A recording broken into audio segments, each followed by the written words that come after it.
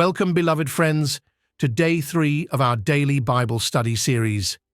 Today, we turn our hearts and minds to a foundational passage that calls us to a profound transformation. Philippians chapter 2, verses 1 through 11. Our theme for today is the call to humility, a deep dive into what it truly means to live in unity and selflessness, modeled after the very life of our Lord Jesus Christ. In a world often driven by self-interest and pride, this scripture offers a countercultural vision, urging us to embrace a mindset that prioritizes others, just as Christ himself did. Let us open our Bibles, or simply listen as we hear God's inspired word.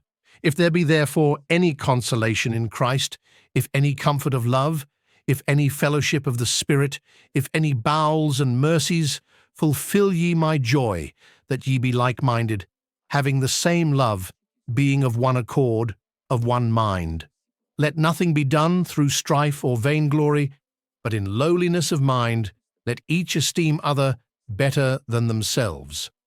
Look not every man on his own things, but every man also on the things of others. Let this mind be in you, which was also in Christ Jesus, who, being in the form of God, thought it not robbery to be equal with God, but made himself of no reputation, and took upon him the form of a servant, and was made in the likeness of men, and being found in fashion as a man, he humbled himself, and became obedient unto death, even the death of the cross.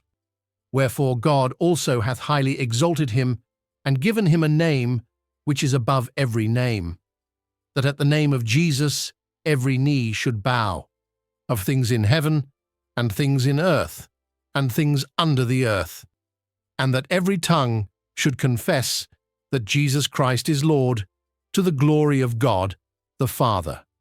What a powerful and challenging passage. Paul begins by appealing to the very essence of our Christian experience: the comfort of love, the fellowship of the Spirit, the mercies of Christ. He implores the Philippian believers and us to live in unity, to be like-minded, of one accord, of one mind. This isn't about conformity of opinion, but a shared purpose rooted in divine love.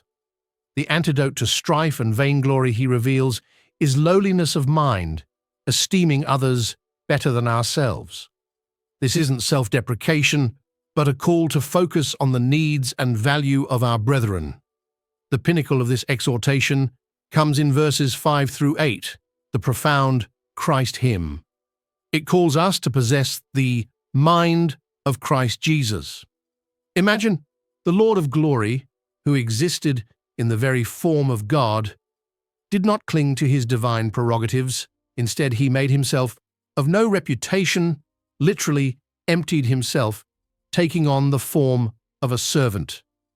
This self-emptying, or kenosis, led him to be made in the likeness of men, and ultimately to humble himself even further, becoming obedient unto death, the ignominious death of the cross.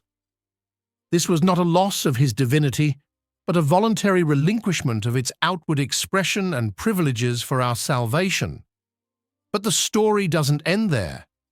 Verses 9 through 11 reveal God's glorious response to Christ's humility and obedience. Because he humbled himself, God highly exalted him, giving him a name above every name. This exaltation culminates in a future where every knee in heaven, on earth, and under the earth will bow, and every tongue will confess that Jesus Christ is Lord, to the glory of God the Father. Christ's journey from divine glory through humble service and sacrificial death to ultimate exaltation serves as our perfect blueprint for life within the church and in the world. Our path to true significance, to unity and to reflecting God's glory is found not in self-promotion, but in embracing the humble, self-giving mind of Christ. Friends, let this profound truth resonate within our hearts. May we strive daily to walk in the footsteps of Christ, fostering unity and humility wherever we go.